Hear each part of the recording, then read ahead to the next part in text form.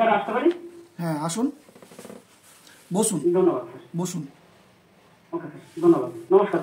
আচ্ছা, আপনার সম্পর্কে কিছু বলুন, আপনি কোথা থেকে বিলং করছেন? স্যার আমি অনুপ মণ্ডল, আমার বাবার নাম শ্রী অভিনন্দন মণ্ডল। আমি 2007 সালে মাধ্যমিক পাশ করি, 2009 সালে উচ্চ মাধ্যমিক পাশ করি এবং 2012 সালে গ্রাজুয়েট পাশ করি সংস্কৃত অনার্সে এবং 2022 সেখানে আমি ডিএলএড করি। আমি স্যার নদিয়া জেলার বৃহত্তর থানার অন্তর্গত হরিপুর গ্রাম থেকে এসেছি।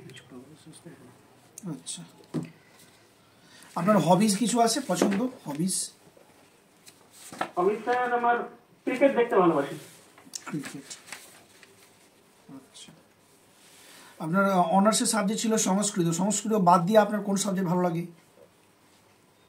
সংস্কৃত বাদ দিয়ে স্যার হিস্ট্রি, ইতিহাস ভালো লাগে। ইতিহাস ভালো লাগে। আচ্ছা, ঠিক আছে। গ্রাজুয়েট আপনার সংস্কৃত অনার্স করার পরে কি আর পড়াশোনা চালিয়ে গেছেন? পড়াশোনা স্যার এমএ করেছিলাম ফার্স্ট ইয়ার, প্রথম বর্ষ, তারপরে পড়া হয়নি। ঠিক আছে, আপনি বলুন তো ক্লাস 2 এর ইংরেজি বইটার নাম কি?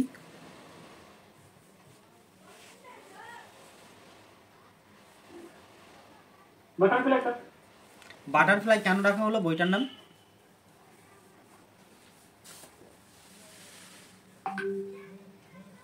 বাটারফ্লাই মানে প্রজাপতি। একটা প্রজাপতি যেমন মুক্ত মনে আকাশে বা চারিদিকে উঠতে পারে, সেরকম শিশুদের মনও শিশুরা তারা নির্বাধায় নির্দ্বিধায় উঠতে পারবে এবং খোলা মনে শিক্ষাটা গ্রহণ করতে পারবে। আচ্ছা, ইতিহাসের আক্ষরিক অর্থ কি বলুন তো? ইতিহাস যদি এটাকে দেখি আমরা, ইতি মানে পুরনো দিনের যে ঘটনা বলি সেটাকেই ইতিহাস ধরতে পারি আমরা। টিএলএম এর ফুল ফর্মটা কি বলুন তো? টিএলএম এর full form teaching learning material. আপনি বললেন যে আপনার সংস্কৃত অনার্স ছিল, এই সংস্কৃত বিষয়টিকে আপনি প্রাথমিকে কিভাবে কাজে লাগাবেন? স্যার সংস্কৃত বিষয়টি যেহেতু প্রাথমিক স্তরে নেই, তবুও আমি চেষ্টা করব শিশুদের ভিতর সংস্কৃতের যে ধারণা, বা সংস্কৃতকে বলা হয় মাতৃভাষার জননী, সকল ভাষার জননী, সেই সংস্কৃত ভাষা থেকে কিছু কিছু শব্দ যেটা বাংলায় প্রয়োগ হয়েছে, সেই শব্দগুলো সম্বন্ধে আমি শিশুদের পরিচয় ঘটাবো। যেমন যদি আমি বলি যে স্যার মা বা মাতা, মার একটা প্রতিশব্দ যদি বলি জননী বলা যেতে পারে, সেই জননী শব্দটা আমি বাচ্চাদের সঙ্গে আমি শেখাবো বাচ্চাদের। এইভাবে স্যার আমি সংস্কৃত শব্দ থেকে কিছু কিছু শব্দ নিয়ে আমি বাচ্চাদের ভেতর সেটা আমি তাদের সঙ্গে পরিচয় ঘটাবো। চর্যাপদের সবচেয়ে বেশি পদ রচনা করেছেন কোন কবি? হ্যাঁ স্যার। চর্যাপদ শুনেছেন? হ্যাঁ হ্যাঁ। সবচেয়ে বেশি পদ রচনা করেছেন কোন কবি? না স্যার, এটা জানা নেই, আমার মনে পড়ছে না। বাল্মীকির আদি নাম কি ছিল? স্যার মনে পড়ছে না। তিনি কি কাজের সঙ্গে যুক্ত ছিলেন? বাল্মীকি রামায়ণ রচনা করেছিলেন। তার আগে প্রথম জীবনে তিনি কি ছিলেন? বাল্মীকি তিনি একজন দস্যু ছিলেন প্রথম জীবনে। ঠিক আছে, আপনি আমাদেরকে একটা আপনার পছন্দ মতো বিষয় থেকে ডেমো করে দেখান 5 মিনিটের মধ্যে।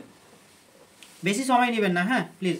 ওখানে আপনাকে সময় বেশি দেওয়া হবে না, অতএব আপনি 5 মিনিটের মধ্যে কভার করার চেষ্টা করুন। নিজের পছন্দ মতো। হ্যাঁ হ্যাঁ, নিজের পছন্দ। প্রাক প্রাথমিক থেকে পঞ্চম শ্রেণীর মধ্যে। ঠিক আছে, শুরু করুন। Good morning student. Good morning sir. কেমন আছো সকলে? ভালো আছি স্যার, আপনি কেমন আছেন? আচ্ছা, আমিও ভালো আছি। আচ্ছা, সবাই খেয়ে এসছো তো সকালে স্কুলে? হ্যাঁ স্যার, খেয়ে আসছি। আচ্ছা দেখো, আজকে আমি তোমাদের একটা নতুন টপিক শেখাবো, বা নতুন একটা অঙ্কের বিষয় শেখাবো, মতাচ্ছলে।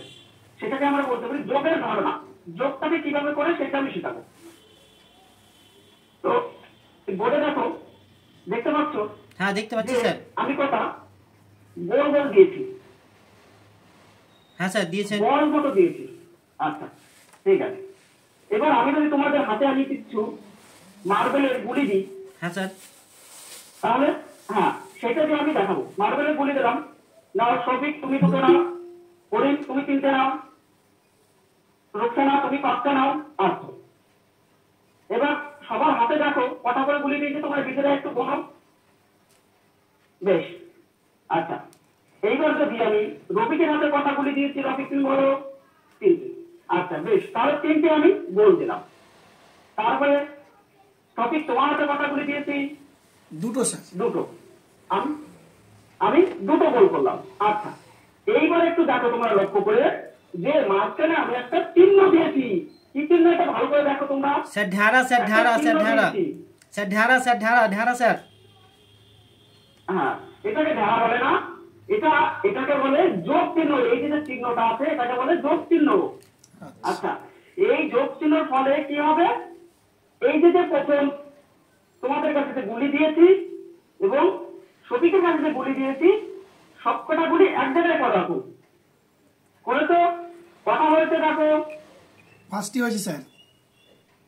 হ্যাঁ, একদম সুন্দর আনসার দিয়েছো, 5টি হয়েছে।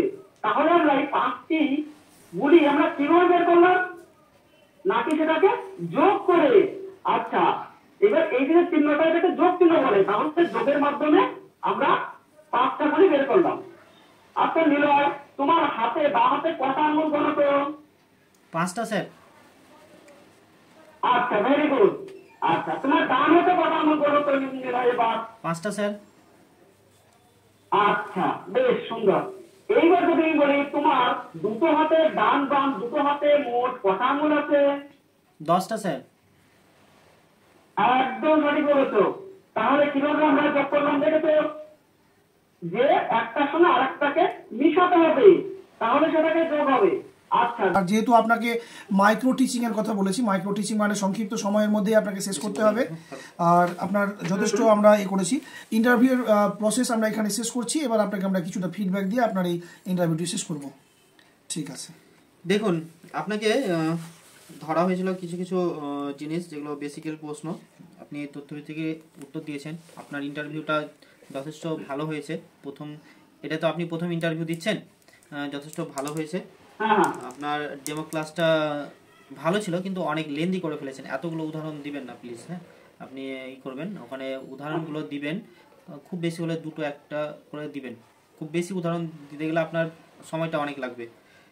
আর আমার তরফ থেকে আপনার জন্য শুভকামনা রইল।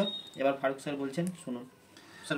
যখন আপনি ইন্টারভিউ দিতে যাবেন আপনার প্রাথমিক পর্ষদে বা ডিপিএসসিতে, লেসন প্ল্যান অবশ্যই করবেন। মাইক্রো টিচিংয়ের লেসন প্ল্যান মানে যেটা পূর্ব পাঠের প্রস্তুতি, যেটা খাতায় আপনি কতটা পড়াবেন, উদাহরণগুলো আপনি একটু করে নিয়ে যাবেন।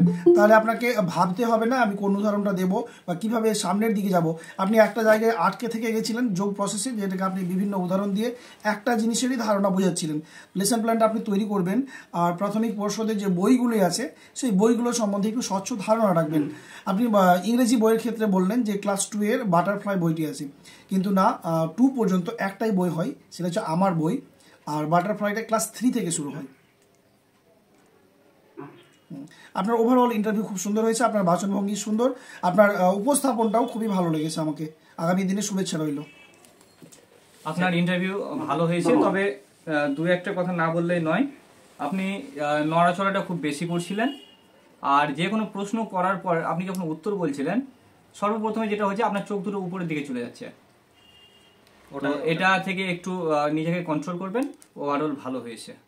আগামী দিনের জন্য শুভকামনা রইল। ধন্যবাদ।